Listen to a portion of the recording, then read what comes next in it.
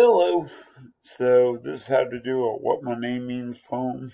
Um, the link for this poem is posted in Google Classroom, so you can see it. But it's called "What My Name Means" by Jennifer Dignan, and it's pretty easy if you just glancing at it. You can see when you go through and read it, it's from her point of view what other people probably say about her. So if you look at line one, it says, "My sister thinks my name means share of backseats and secrets." Then it says, "My mom thinks my name means needs a lot of rides to gymnastics and loves comic books like me."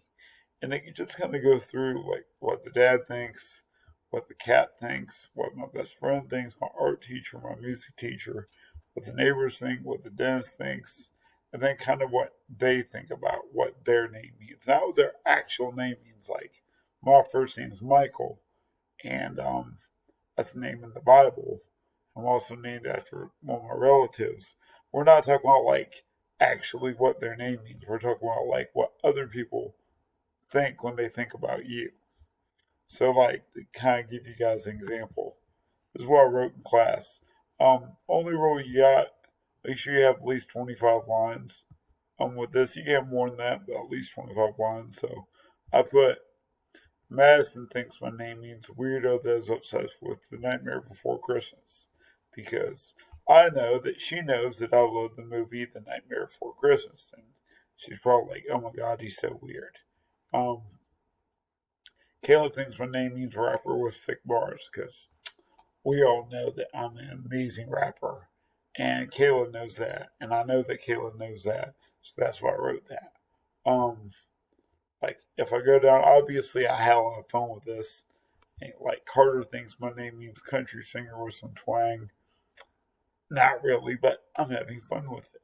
Um, Um, Levi thinks my name means dude that wants to steal my Halloween shirt because Levi has like this awesome Halloween shirt and I love it. I'm all the time joking with him about how much I love it and how he needs to let me have it. And so that's kind of like the joke we have going on between us. Like Chloe thinks my name means Nirvana is emoji lit because Nirvana, if you don't know who that is, awesome band from the 90s. Ask your parents about them. They're amazing. One of my favorite bands of all time. And Chloe has this awesome Nirvana shirt. And I'm all the time telling her, like, yo, Nirvana is emoji lit. And that's kind of the joke we have between us. So when I write this, I'm just writing out what other people probably say about me.